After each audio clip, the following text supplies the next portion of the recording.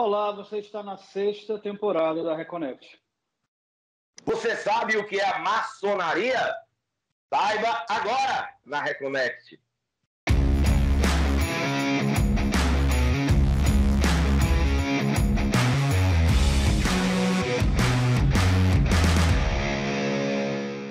Olá, sejam todos muito bem-vindos, bem-vindas e bem-vindos. Como diz Roberto Leão, você está na Reconnect, seu portal aberto para falar sobre espiritualidade, para além da religião aqui na TVC, canal 5.1 HD afiliado à TV Cultura. Como você sabe, nós somos um programa sobre espiritualidade laica e plural, onde nós falamos sobre todas as vertentes espiritualistas, esotéricas, holísticas. O nosso papel aqui é desmistificar e fazer as perguntas que tanto você quer fazer e nunca teve oportunidade. Para me ajudar nessa missão, ele aqui sempre comigo, sempre garboso, elegante, vai cabra da peste, barbearia, Roberto Leão. Olá, Roberto. Olá, Bernardo. Olá, galera reconectada. Sejam bem-vindos a mais uma busca pela nossa reconexão espiritual, sempre tratando de temas variados. Alguns temas a gente se aprofunda, outros a gente fala de uma forma que vocês possam compreender, porque a gente sente muito essa curiosidade de alguns temas em relação à espiritualidade ou coisas que parecem estar ligadas à espiritualidade. Depois a gente volta, se aprofunda como vocês pedem. Então, a nossa dinâmica é essa. Vocês conversam com a gente, vocês interagem e a gente obedece, porque a gente é bem mandado. E hoje, Roberto, a gente vai falar num tema que a gente queria falar há muito tempo. Então, maçonaria, Roberto. Você sabe o que é? Você sabe qual é a origem? Quais são os segredos que a maçonaria guarda? Ou será que tem tanto segredo assim? Para falar sobre essa ordem milenar, está aqui ele, que é soberano grão-mestre, grau 33, ele vai explicar depois o que é o grau 33, do grande Oriente do Ceará, Comab, tá? Que com muita boa vontade aqui vai abrir as portas da maçonaria para a Reconnect. Ele, Raimundo Josemildo Pinheiro, muito prazer, seja bem-vindo, grão-mestre. Seja muito bem-vindo. Muitíssimo obrigado, meus queridos irmãos. Estou aqui à disposição para dar os esclarecimentos que forem possível sobre a nossa instituição, adiantando que não tem nada a ver com religião nem política, mas uma espiritualidade... Vamos nos aprofundar mais nisso, quero saber também. Pronto, mas eu vou lhe chamar de soberano, tá ok? Eu vou começar liberdade de chamar de soberano, porque é um grau alcançado, tem que ser respeitado. Soberano, queria saber, para começar, como foi, há quanto tempo e como foi que o senhor descobriu a maçonaria? A origem da maçonaria, os maçonólogos ainda discutem pela questão da pesquisa histórica. Muitos dizem que vem lá desde os Arsênios, bem antes... Não, mas soberano, o senhor, o soberano José Milton, como é que você descobriu a maçonaria? Maçonaria? Entrei na maçonaria em 20 de agosto de 1988, tá? E já vai fazer 34 anos. Todas as semanas eu estou aqui na instituição, participando. É a terceira vez que eu sou eleito soberano grão-mestre, não por vaidade, mas é pela dedicação e amor que a gente tem pela instituição. Mas antes, soberano, antes o senhor já frequentava alguma ordem espiritualística, mística? O senhor tinha uma religião... Como foi que o senhor chegou na maçonaria? O que foi que lhe atraiu? O que me atraiu na maçonaria apesar de a gente sempre falar aquela velha frase que eu sou católico não praticante, na realidade eu já tinha frequentado por muitas vezes o centro espírita. Eu gostava muito de participar das reuniões espíritas na minha juventude. E, como policial federal, conheci muitos irmãos maçons lá na minha instituição, onde eu trabalhava até há pouco tempo, que eu me aposentei agora, e eles me mostraram que na maçonaria eu poderia ter uma instituição tão séria, tão importante como a própria Polícia Federal. Mas só que lá a gente faz a materialidade e aqui a gente faz a espiritualidade. Magnânimo, o senhor já deu um spoiler aqui, né? Soberano, Roberto. Soberano, desculpa. Mas pode também, né? Pode chamar de você. Pode também. Pode chamar de você mesmo. Soberano. O senhor já deu spoiler que realmente na maçonaria não tem uma ligação necessária com religiosidade, com religião. Muita gente tem essa dúvida, quer saber se tem alguma coisa a ver com se é uma religião, se é uma doutrina, se tem alguma ligação com a religião. Eu queria que o senhor discorresse mais sobre isso e falasse também se há alguma religião ou alguma prática religiosa que não condiz com a maçonaria, que vocês falam assim, olha, não tem a ver muito com o que a gente pensa, com a nossa doutrina. Existe isso ou é completamente livre em relação à religiosidade dos maçons, dos membros? O que a maçonaria não tolera é o ateísmo. Qualquer pessoa que acredite num ser supremo, tá? Seja de que religião for, ele será aceito nos quadros das lojas maçônicas. A primeira pergunta que é feita para um não maçom ao querer iniciar na maçonaria, nos seus mistérios, é: você crê em Deus? Ou num ser supremo, criador de todas as coisas, todos os universos, no ser que é o pai de todos os homens na Terra? Seja o nome que quiser dar, Jeová, sei lá, Buda, Jesus Cristo, não interessa. Todos esses são filhos de Deus, assim como nós somos filhos de Deus. Por isso, nos tratamos como irmãos. Então, nenhuma religião tem essa problemática. É claro que se a gente for pesquisar na história, na época da Inquisição, muitos maçons foram queimados na fogueira como sendo acusados de bruxaria. Eu estou há 34 anos na maçonaria e ainda não vi nenhum bruxo aqui dentro. E nem pacto com o demônio para ficar milionário, como as pessoas dizem. Olha, todo maçom faz um pacto com o demônio para poder ficar milionário. Eu digo, olha, mesmo que tivesse que fazer esse pacto, eu desistiria de fazer maçonaria. Mas nós nos tornamos milionários, graças a Deus. Nos tornamos milionários da fé e da espiritualidade que nós temos no grande arquétipo do universo. Isso é então, ser... tem um componente espiritual dentro da maçonaria. Com certeza, a maçonaria todinha ela é espiritualista. Ela não é espírita, ela é espiritualista. Por quê? Ela é baseada na Bíblia Sagrada, aqui no Brasil. Em outros países, pode ser no Alcorão ou qualquer outro livro sagrado.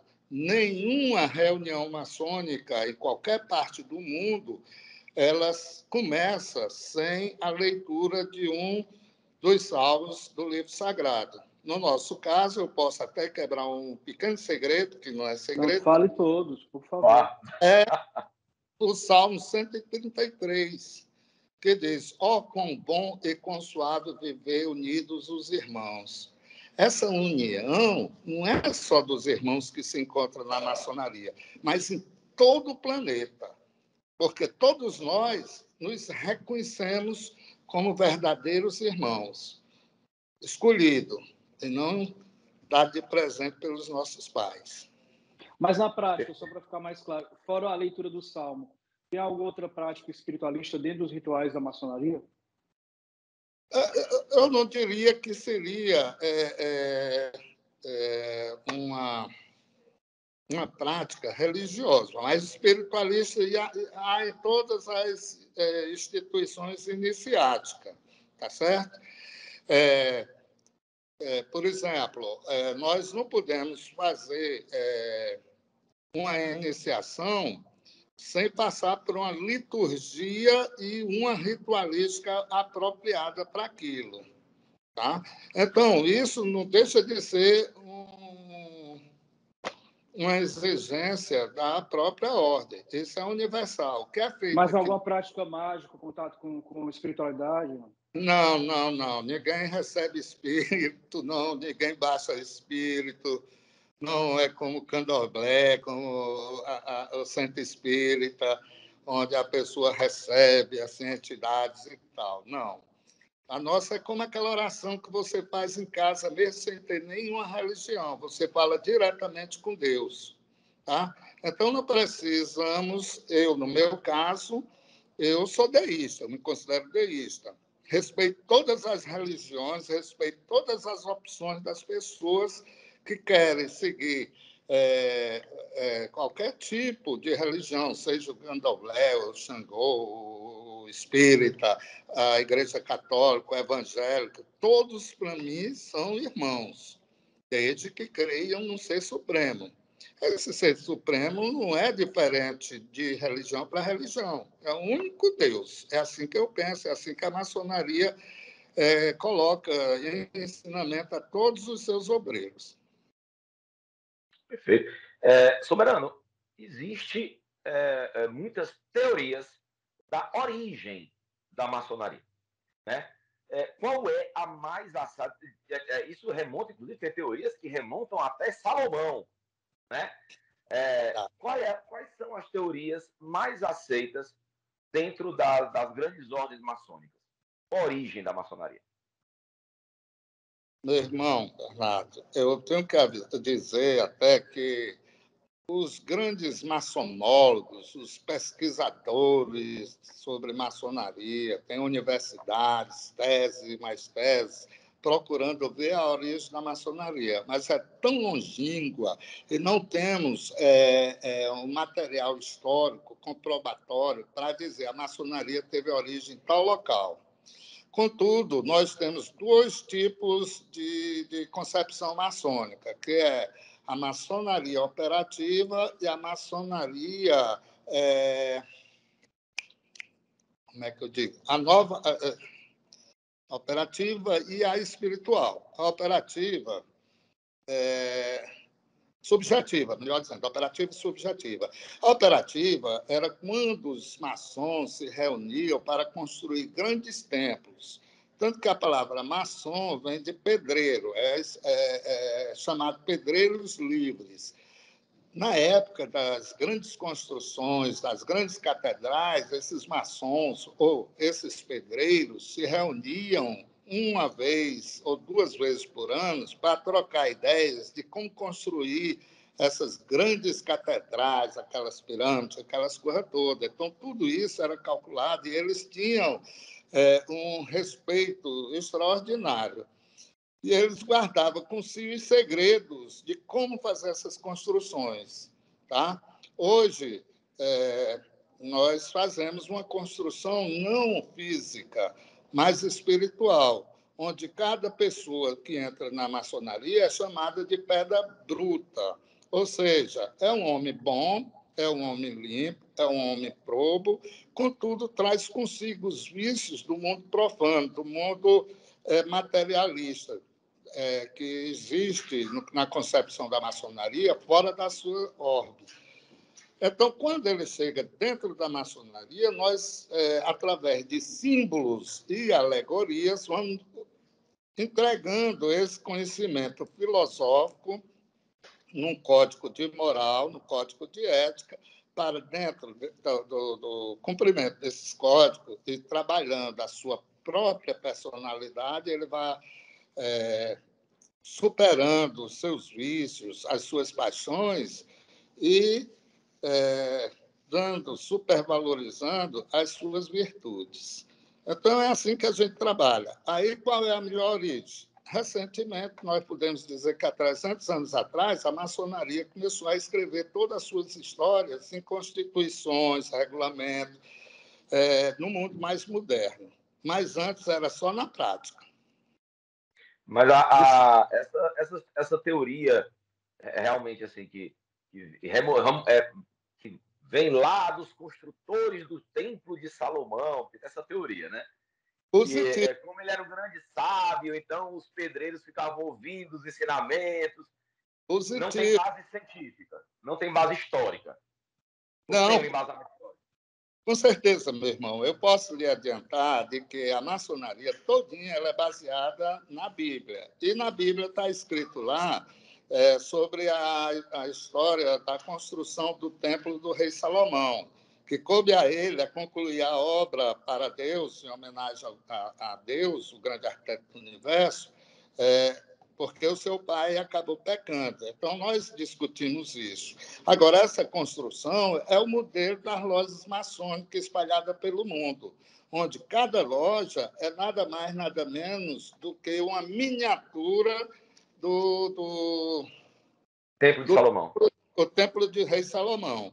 Tanto que alguns personagens maçônicos, né, eu vou dizer como se fosse um teatro, que não é um teatro, é uma questão de colocação, de posição em cada um. Aí nós temos lá, na cadeira principal do Venerável Mestre, representando Salomão, Rei Salomão, com toda a sua sabedoria.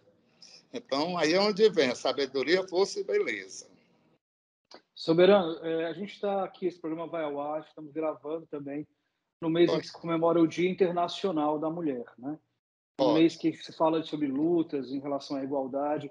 Qual o papel da mulher na maçonaria? Ela pode ser iniciada? A maçonaria é, de fato, como se compreende muitas vezes, uma sociedade baseada no patriarcado? Como eu te falei agora há pouco, a maçonaria também tem origem milenar, e não é de muito tempo que as mulheres conseguiram essa emancipação feminina, conseguiram ter direito a votos, conseguiram a trabalho, ainda tem muitas coisas a serem conquistadas pelas mulheres. Apesar das 3 vertentes existentes no Brasil, que é as grandes lojas, que é da CMSB, Confederação Maçônica do Brasil, a Comab, da qual nós fazemos parte, que é a Confederação Maçônica do Brasil, e o Grande Oriente do Brasil, são as 3 vertentes maçônicas que são reconhecidas internacionalmente como regular e legítima. Não que as outras não possam ser regular, basta vai no cartório, faz o registro e tal. Nós temos mais de 100 instituições que se diz maçônica. A maioria delas, infelizmente, até para ganhar dinheiro das pessoas que são ludibriadas para serem maçons e que pagam taxas altíssimas para serem iniciados na maçonaria. E depois descobre que eles não são maçons reconhecidos internacionalmente. E, como eu te digo, e o papel da mulher nisso? Existe, eu estou falando, tem muitas instituições, mas a nossa, por ser milenar, e ela ainda é do tempo de Salomão, vamos falar assim, as mulheres, até há pouco tempo, 200, 300 anos atrás, quando chegava uma visita na casa do senhor, as mulheres iam lá para a cozinha preparar o café. Elas não ficavam na sala para participar de conversa. E a maçonaria vai deixar a mulher na cozinha? Não. Para isso existe uma entidade paramaçônica chamada Samaritanas. As Samaritanas são formadas pelos grupos de esposas dos irmãos maçons, que faz a parte social. Os homens pagam, elas realizam. É desse jeito que funciona. E as crianças também. Então, temos os demolês, que são os jovens, né, com menos de 18 anos, que se preparam para essa espiritualidade e até para, no futuro, se quiserem, ser maçons. E também temos as crianças, meninas, crianças, garotas, que formam uma entidade paramaçônica chamada Filhas de Jó. Essa é a nossa família. Então, não é só os homens que fazem maçonaria, como as pessoas dizem, é machismo. Não é. O que nós fazemos é reuniões reservadas entre os homens, onde lá,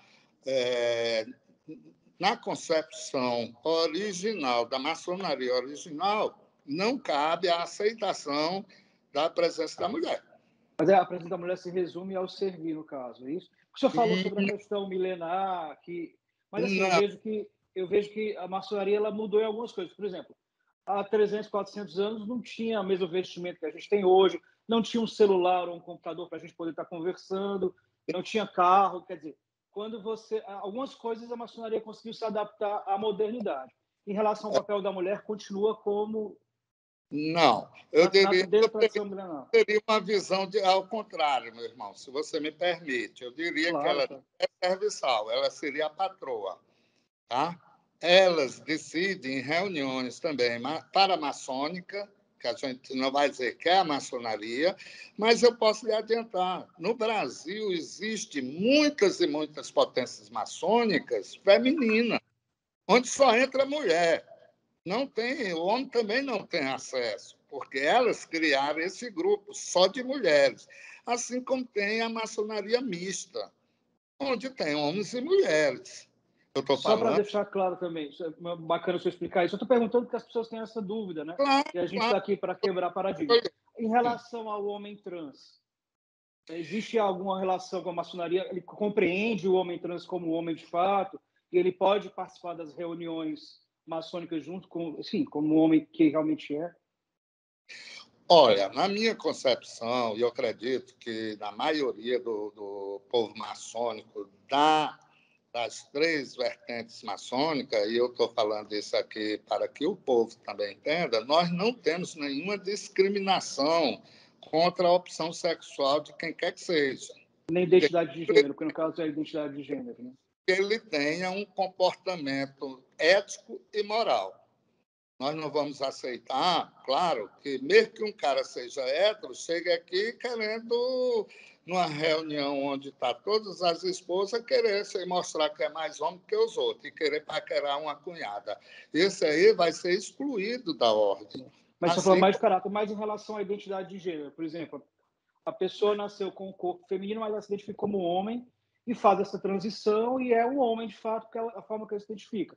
Ele pode participar das reuniões maçônicas junto com os homens, ou vocês têm algum problema em relação à questão da identidade de gênero? nesse caso, como você colocou aí, que a pessoa, por exemplo, é trans, que tem os seios bem avantajados, cabelos bonitos, linda, que é mais bonita do que muitas mulheres que existem por aí, tá certo?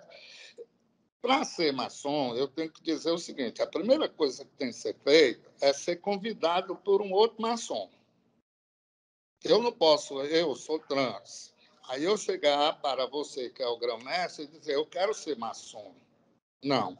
A maçonaria não aceita pessoas que sejam convocadas pela internet, que sejam chamadas pela televisão, ou que abra as portas, quem chegar entra. Não. Todo maçom é afilhado de um maçom mais antigo, entendeu? Então, cabe àquele que vai convidar saber, na concepção dele, se acha que deve ou não aceitar o trans, o gay, ou sei lá, qualquer outra pessoa. Se nós tivéssemos uma maçonaria mista, poderia dizer, a menina gosta de menina, tal. Eu tenho minha concepção pessoal a respeito disso. Eu respeito, mas eu fico à distância. Eu não gostaria de que meus netos e minhas... Não, mas não vamos entrar nessa concepção pessoal, não, pelo amor de Deus. Vamos Pronto. ficar só nesse âmbito. Mas A curiosidade é essa, né? Se uma mulher trans, ela ficaria junto com os samaritanos, e um homem trans, como é de direito, até porque é um homem, né? A identidade de gênero desse homem, se ele poderia estar junto com os maçons. Em relação à sua concepção pessoal, pessoal, por favor, não. agradeço aí. Ainda bem que você me cortou bem na hora, Por para favor. não criar aí um monte de e-mails aí me sacaneando, porque me Não, Me não, informando, me cada um tem sua informando, opinião. é, me ensinando. é. Ô, Soberano, há também no imaginário da maioria das pessoas existem grandes segredos. Na maçonaria existem grandes segredos, muitos mistérios, porque como é uma ordem milenar, muito antiga, então ela já nasceu coberta de conhecimentos e veio adquirindo mais conhecimentos ainda no decorrer dos séculos, né? Esses segredos, eles são revelados com o tempo para os seus discípulos, se é que há, né? Primeiramente, há realmente segredos milenares, místicos e esotéricos na maçonaria?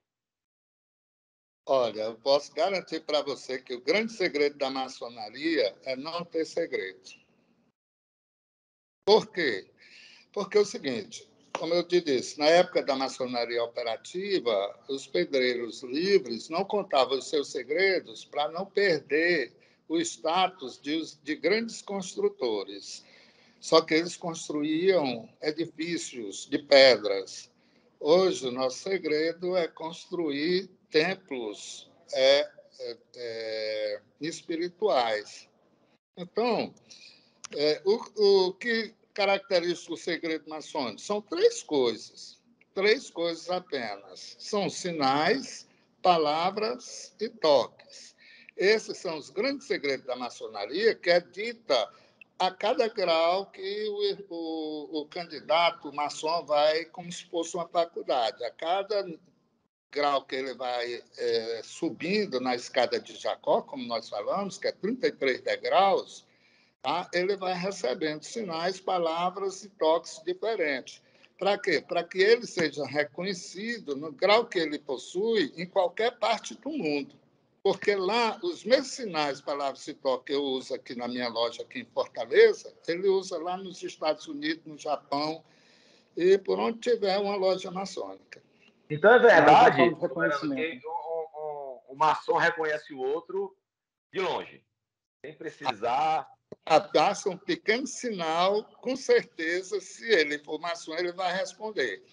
E pelo diálogo que eles vão, como se fosse senha e contrassenha, tá? Eles vão se reconhecer, mas dentro de uma fraternidade, de uma amizade desinteressada.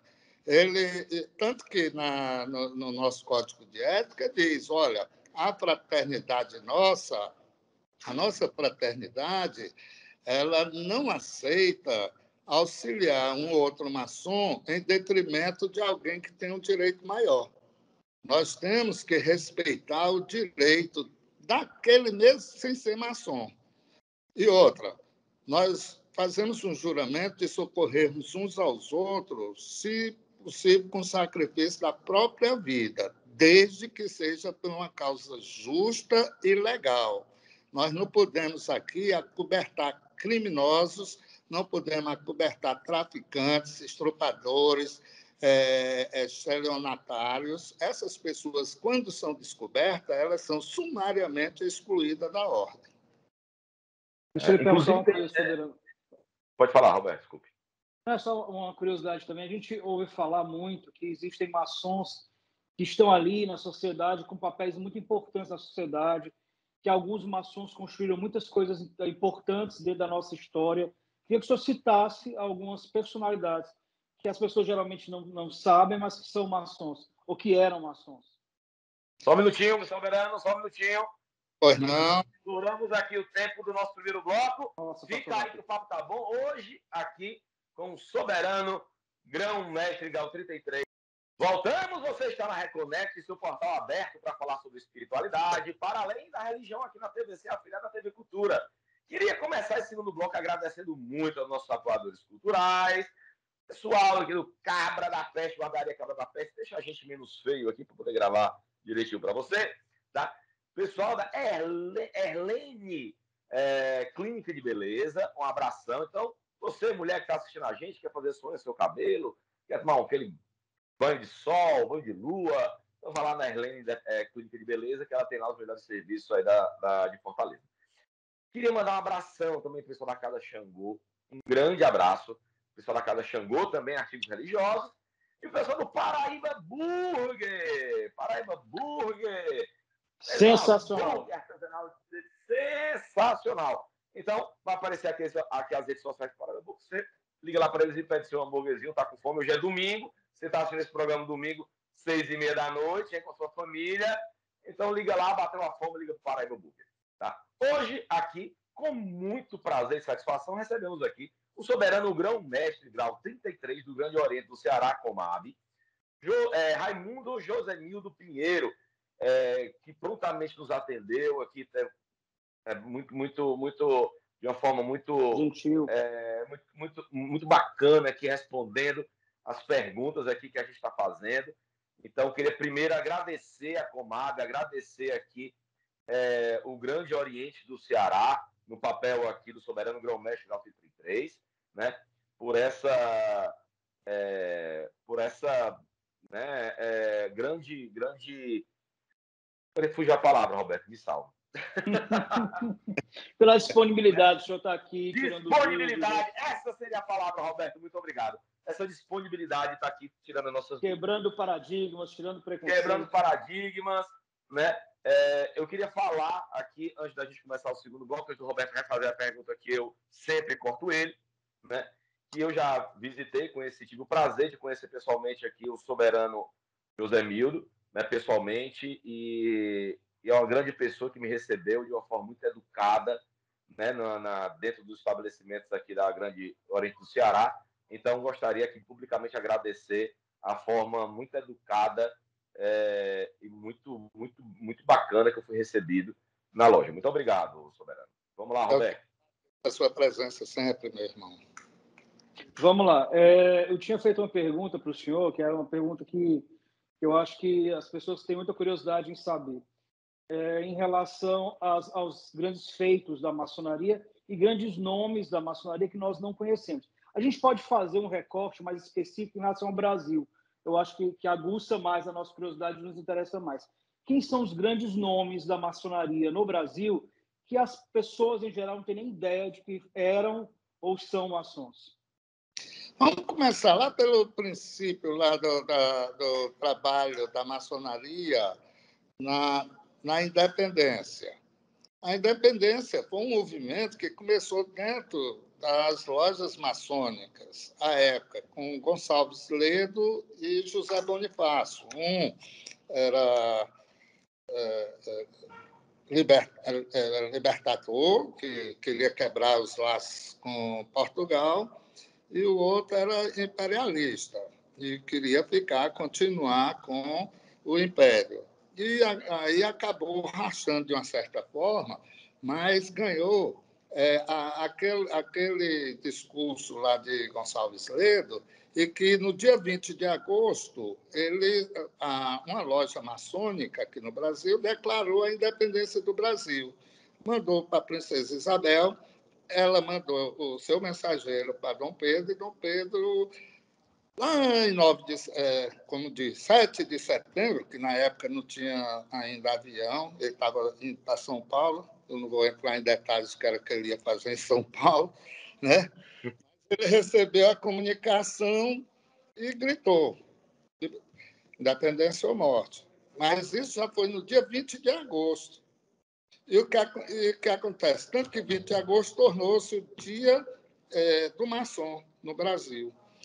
Outro feito da maçonaria, para não ficar entrando em detalhes demais, que a gente sabe que o tempo é curto, a República, logo em seguida, após a independência, toda a República foi um movimento maçônico. E os primeiros presidentes do Brasil republicano foram todos maçons, certo? Está lá nos livros de história. Era um movimento constante da maçonaria no que dizia respeito à independência de Portugal. E, assim, continuando o trabalho da ordem no Brasil, nós chegamos à libertação dos escravos, onde Redenção, aqui no Ceará, foi a primeira vila na história do Brasil a declarar, 7 anos antes da Lei Áurea, que não haveria mais escravo no estado do Ceará, né? Na Vila do Ceará. Então, essas e várias outras coisas que a gente ó, eu não estava nem vivo, que na época, mas que foram feitas por maçons. Claro que hoje a maçonaria ela trabalha de uma forma muito mais discreta. Ela já vê aí as revoluções, né? Guerras, etc. e tal, como nós estamos vivendo hoje, mas ela trabalha em silêncio. Não, como eu disse, ela não tem como cunho política partidária, mas ela tem um posicionamento, obviamente, pelaquilo que é certo para a nação brasileira. Nós não podemos pegar e dizer, de jeito, porque os maçons eles também são independentes, como Deus o fez, com o livre-arbítrio, para fazer a sua escolha. Nós não vamos condenar o irmão porque tem tendência por A, por B ou C. Não. Mas a maçonaria sempre procura o melhor para a nação brasileira. Assim sendo, todas essas pessoas envolvidas, quer seja na independência do Brasil, quer seja na República, quer seja na libertação dos escravos, todos esses personagens históricos, 90% deles foram maçons. Sem falar que a própria independência dos Estados Unidos também foi feita pela maçonaria. Se a gente pegar o mapa da capital de Washington, tudo lá é simbólico, símbolos maçônicos. Porque a maçonaria, talvez uma das mais fortes do mundo, começou sendo na Inglaterra, depois França, hoje a maior maçonaria, onde tem o maior número de maçons, e quase todos os presidentes dos Estados Unidos foram maçons. Como vários maçons existem ainda na história do Brasil. Hoje, o nosso vice-presidente, tá? General Mourão, ele é maçom da Conab. Ele é da Conab, não é dos outros. É claro que ele é maçom universal. Ele é de todas as lojas maçônicas. Só para citar alguns fatos. O Soberano, tem um grande crive, tem um grande processo para você ser maçom, né? Como o senhor já bem disse, tem que ser convidado por um outro maçom, mas esse maçom ele passa tanto por uma entrevista pessoal, né? Como ele também ele tem que se mostrar uma pessoa de bem, né? Não pode ter antecedentes criminais, não pode ser devedor do mercado, esse tipo de coisas, isso que a gente ouve falar. Isso é verdade?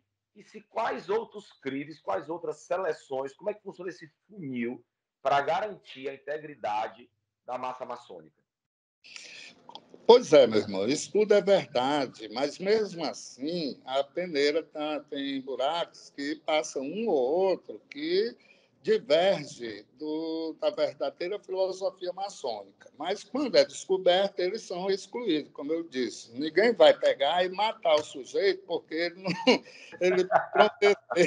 ele prometeu ser maçom e ser fiel à Constituição, aos regulamentos, aos códigos de ética e tal, não sei o quê. Aí depois ele começa a fazer atos que não condiz com o comportamento de um cidadão de bem. E o cidadão de bem, sendo maçom, tem uma obrigação dupla. Tá? Então, infelizmente, às vezes a pessoa é acometida de algum momento de infelicidade na sua vida, mesmo assim, nós não vamos condená-lo. Agora, para ele entrar, ele tem que estar limpo e puro. O que é ser limpo e puro? É que ele não deva nada a ninguém e nem a sua espiritualidade. Se ele não conhecer Deus como ser supremo, se ele não for um bom filho, um bom pai de família, porque a família vai ser questionada sobre a vontade dele ser maçom. Tá? Se a pessoa disser lá, rapaz, essa pessoa ela é dada ao vício de droga, aí não dá. Essa pessoa é levada a fazer isso, aquilo, outro, gosta de pedir dinheiro emprestado e não paga. Aí eu digo, isso aí vai se dar mal, porque lá está todo mundo liso, vai pedir dinheiro emprestado, receber tudo. Ele vai querer pedir para sair antes da gente botar ele para fora. Não vai dar certo o golpe. Não vai dar certo o golpe, né? Soberano, mas eu não sei voltar muito na questão que estava conversando, mas só uma informação que a nossa produção aqui colheu, que às vezes é verdade. Apesar da maçonaria ela ser uma ordem masculina, mas é verdade que a esposa tem que permitir, tem que aceitar o marido entrar na maçonaria? Com certeza, porque você já imaginou, a gente pega um cidadão de bem para torná-lo melhor. Mas se criar um problema em casa, aí não dá certo, né, Soberano?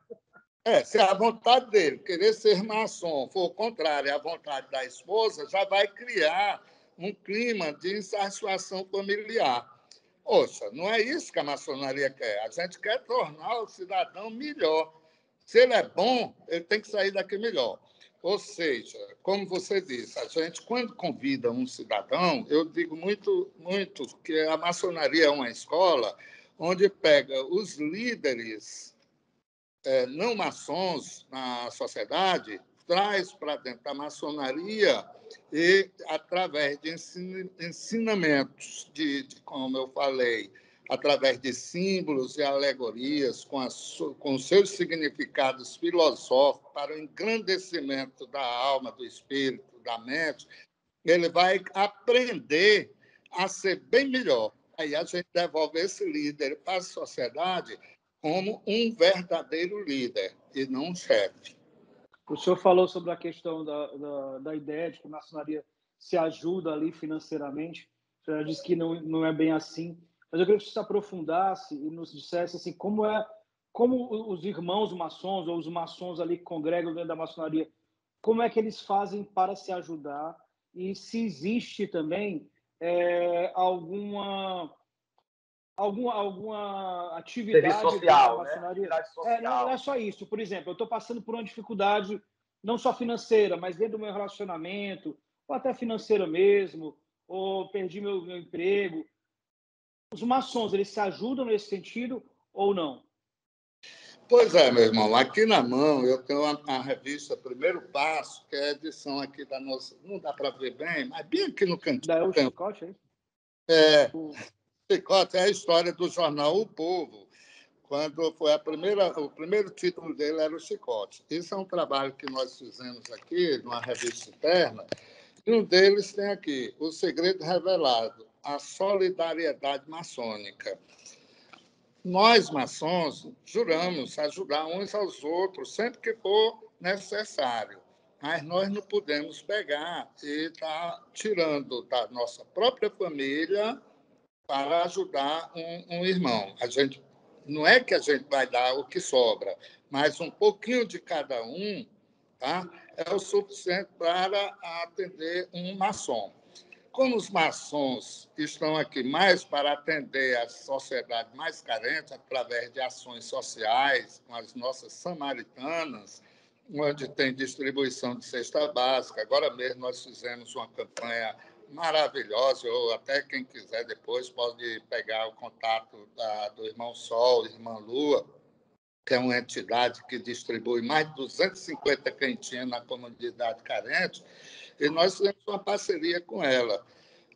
Tenho aqui uma carta de uma entidade que recebeu 280 cesta básica lá em São Paulo, por um irmão nosso aqui do Grande Oriente do Ceará, que estava lá numa conferência, e a empresa dele recebeu essas doações lá em São Paulo e disse desse jeito: olha, como é para me levar para o Ceará, eu não vou levar 260, 280 cesta básica para o Ceará. Eu vou procurar aqui uma instituição de caridade e vou doar por aqui. Aí eles mandaram uma carta de agradecimento. Isso é maçonaria. Eu poderia pegar e dizer: não, traz para cá que tem um bocado de maçom passando fome. É mentira. Nós temos alguns irmãos que passam dificuldades, porque depois dessa Covid aí, né, A gente muita passou, né, Soberano? teve não só perderam parentes, amigos, tá? Mas perderam emprego. E com esse negócio de ter que ficar trancado dentro de casa, não podia nem fazer um bico. Então, tem maçom que chegou a essa situação. Então, a gente pega e ajuda. Agora, é dar com a mão direita que a esquerda não veja. Nem ele sabe. Ele não precisa dizer quem é. Ô, Soberano, existe uma história, vamos dizer assim, a boca miúda, né? Que muitos dos fatos políticos, até hoje no Brasil, são decididos em lojas maçônicas. Né? Porque tem o senhor, um ex-policial federal, existem muitos políticos, o vice-presidente do Brasil é da Comab, existem muitos políticos, muitos empresários dentro da maçonaria, né? Isso favorece com que, através da Irmandade, e acreditando também, porque tem um grande filtro para entrar na maçonaria, então se acredita muito na ingenuidade dos membros, né? É verdade, Soberano, que muitos dos fatos políticos e sociais do Brasil ainda são decididos ou influenciados em lojas maçônicas? Eu não poderia negar essa pergunta, meu irmão, até porque não é dentro da loja maçônica, mas fora da loja maçônica. Os irmãos não se congregam apenas na hora de uma reunião maçônica, até porque a nossa Constituição e o nosso Regulamento Geral proíbe qualquer tipo de manifestação política partidária, né? Ou discussão religiosa, sectária. Não. Nós proibimos veementemente esse tipo de discussão. A reunião demora 1h30. Se a gente for começar a discutir problemas políticos brasileiros ou internacional, a gente ia passar todo dia conversando e os pontos divergentes nunca iria chegar a uma conclusão. A gente sabe que política, religião, futebol e mulher dividem os homens. Então, é melhor deixar esse assunto lá para fora. Agora, se eu sou maçom e tenho alguns irmãos maçons que querem tomar uma determinada posição política e temos o contato com as pessoas certas no momento certo, isso não é um movimento maçônico, é um movimento de maçons. Tá? É claro que facilita muito eu ter um amigo da televisão para poder aparecer na TV. Se eu não lhe conhecesse, eu não conhecesse, ficava ruim. Eu não Não, estaria... eu vou corrigir, porque a gente está querendo falar com alguém que possa responder pela maçonaria. Acho que faz desde o começo da Reconnect, né? 2 anos. Pois é, eu estou à disposição hoje e sempre, meu irmão, porque, para mim, falar de maçonaria é falar de mim mesmo. São 65 Bacana, anos, bacana. 34 anos de maçonaria. É uma Então, vida, né? é Soberano, mais da metade da minha vida aqui dentro, entendeu? E eu amo ser maçom. As duas instituições que eu mais me orgulho de ter vivido durante todo esse período de 65 anos de idade foi ser 39 anos da Polícia Federal e agora 34 anos de maçonaria. E Soberano, eu não tenho um arrependimento de nada. E, para mim, são duas instituições que devem ser muito bem respeitadas pelo povo brasileiro e até pelas pessoas que acham que a gente vem aqui para beber sangue de bode, para fazer pacto com demônio, essas coisas todas. Que existe na internet aquelas pessoas eu já ia anti-maçons. perguntar como é que era o gosto do sangue do bode, mas só respondeu que não tem, Pronto. agora me desanimou. Mas o senhor está aqui Eu não estou exatamente para brincando, isso, para que a Soberano. gente É possa uma brincadeira. informar. Não, mas tudo bem. O pior é que não tem sangue de bode. O único bode que teve aqui foi numa rifa que a gente fez para comprar aqui 50 cesta básica para a comunidade aqui da Lagoa do Opaia. Aí nós, para poder arrecadar o dinheiro, a gente comprou um bode. Rapaz, bateram tanta foto, botaram aqui nos grupos que nós íamos sacrificar o bode para beber o sangue do bode. Imagine um anti-maçonaria que viu o bode entrando na loja maçônica. Meu O Deus. bode daqui da sede. Aí ele conhece a nossa sede, sabe como é. É uma loucura. Mas é aquilo. Ô, Soberano, mas Ó, a gente. Oi. Soberano, eu queria fazer uma pergunta. Quais são, o senhor falou que não se discute política, nem futebol, nem religião, nessa 1h30, 2 horas aí, vamos botar 2 horas de reunião maçônica semanal. Quais são, você não precisa dizer com detalhes, mas quais são os temas que são discutidos nessa 1h30? Os temas é exatamente a busca de uma verdade interior. Então, o que é que nós temos que fazer? Depende do grau de instrução que nós temos que dar. Então, na maçonaria simbólica, que é dividida em 3 graus, aprendizes, companheiros e mestre, cada grupo tem um tipo de ensinamento próprio.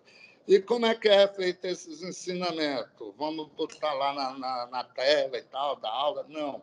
Esses ensinamentos são através de instruções universais, onde nós vamos dar o significado de cada ferramenta a ser trabalhada, a personalidade do homem. Agora, cada um cuida de si. Eu não sei se eu já falei aqui, nós chamamos o aprendiz, aquele que entra na maçonaria, de pedra bruta.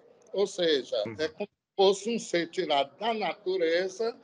Aí a gente vai ensinar esse próprio ser a lapidar a sua pedra, tirando as arestas dos seus defeitos de personalidade, se é que existem. E se não existir, melhor ainda, fica mais fácil o desenvolvimento dele. Mas, se não, ele vai ter que trabalhar com as ferramentas que nós entregamos aos aprendizes. E quando ele se prepara com essa pedra bruta, transforma ela numa pedra polida, né, como se fosse uma obra de arte, ela vai estar apta a se juntar a outras pedras cúbicas, onde vão se juntar umas às outras para formar um edifício universal, onde todas as pedras cúbicas representam os maçons unidos, criando um grande universo, uma irmandade sem limite, entendeu? E quando uma dessas pedras não estão ainda lapidadas o suficiente, volta para reprovada e volta lá para o banco do primeiro. Não tem mais direito ao bode. Não, sangue de bode. Não tem sangue de bode. Apesar, aliás, o bode que a gente repôs saiu daqui vivo, viu? O bode para não ter nenhuma gota de sangue, para não impregnar o terreno. Muito bem. O Merani está chegando no finalzinho do programa, mas eu não podia acabar aqui sem lhe fazer essa pergunta. Eu sei que a maçonaria ela é bem mais aberta hoje, mas ela ainda é uma instituição discreta. Né? Isso. Mas as pessoas que são, né, que se revelam maçons, tudo mais, já é de conhecimento público que são maçons. Vocês já passaram algum tipo de preconceito por serem maçons ou algum tipo de hostilidade por serem maçons ou não? A não ser pelos ex-maçons que tenham saído da maçonaria, porque não conseguiu ser maçom. Aí essas pessoas criam grupos para detonar a imagem da maçonaria. Aí aquelas pessoas que desconhecem ficam julgando, como eu disse agora, pega uma estrela famígera, que é uma estrela de 5 pontas, aí bota de cabeça para baixo como se fosse o diabo com o chifre, as orelhas e a barbicha. Você pegar a estrela. Então, são coisas que não tem nada a ver deturpadas, né?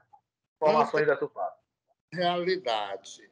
A realidade é que nós somos pessoas, como diz nos próprios livros maçônicos, livres e de bons costumes. Inclusive, uma das definições da maçonaria é que a maçonaria é um sistema de moral velado por alegorias e ilustrado por símbolos. O que você vai estudar são o significado dos símbolos. O que é o símbolo? O símbolo é aquilo que entra na sua mente e você decodifica. É como as letras. As letras são símbolos. Se eu não souber o significado daquelas letras, eu não vou conseguir ler. Né? Então, o símbolo é isso. A gente ensina que é o símbolo e você vai ler aquele símbolo e vai trazer esse ensinamento para a sua vida pessoal. Então, sempre buscando o código da moral, ética e o conhecimento saindo da matéria como aprendiz, que é um trabalho teórico, para um companheiro, que é já um trabalho mais dentro da espiritualidade, e depois como mestre, onde você vai adquirir todos os conhecimentos necessários para ser um bom pai, um bom filho, um bom marido, um bom profissional. Tá? É um aprimoramento. Aprimoramento pessoal. É um aprimoramento moral. E aí, durante as reuniões, tem irmão que chega lá e fala 15, 20, 30 minutos. É muito mais barato que ele procurar um terapeuta, porque os irmãos estão ouvindo. E a gente muito bem. A gente escuta e entende o problema do irmão e vai lá e dá um aconselhamento para que ele também eleve a sua espiritualidade. É isso aí. Magnânimo Soberano, muito obrigado. Isso é Soberano, bom. Hoje nós estamos aqui. Nos reconectamos, Roberto? Nos reconectamos, foi ótimo. Então, hoje tiramos várias dúvidas. Tiramos várias dúvidas sobre maçonaria. Estivemos aqui com o Soberano Grão-Mestre, grau 33, aqui do Grande Oriente do Ceará, né? Raimundo Joselino Pinheiro. Muito, muito obrigado pela sua colaboração, muito obrigado pelas palavras, pelo seu tempo. Muito obrigado. Eu acredito que a gente tirou muitas dúvidas dos nossos telespectadores. Acho que esse segredo que a gente viu, que não tem segredo, como o senhor falou, né? Da maçonaria. Acho que todo mundo tinha curiosidade, todo mundo tem curiosidade, né? Então, de saber um pouco sobre a maçonaria, e o senhor bem falou aqui sobre ela, bem representou. Obrigado. Eu queria aproveitar esse minuto final para deixar aqui os meus agradecimentos pelo convite, tá? E dizer que dia 5 de abril, aqui na Vila União, né, na rua Domingos Jaguaribe, 446, nós vamos fazer uma palestra, o que é maçonaria, para todas as pessoas, homem, mulher, menino, maçom, não maçom. Vamos fazer aqui uma verdadeira festa e as pessoas podem, todas estão convidadas, nós temos um espaço aqui para mais de 200 pessoas e quem quiser conversar comigo pessoalmente, a gente tira aqui esse colar, né? E vamos estar à vontade para conversar com qualquer um, para tirar dúvida. E como eu falei, tudo de improviso, eu peço perdão aí aos meus irmãos se eu cometi alguma gafe. Mas foi no intuito de... Não, aqui é um bate-papo. Só erra quem tenta. Muito obrigado, muito obrigado, Soberano. Boa noite a todos. Muito obrigado a você, telespectador reconectado, que esteve comigo até hoje. Muito obrigado e até o próximo domingo.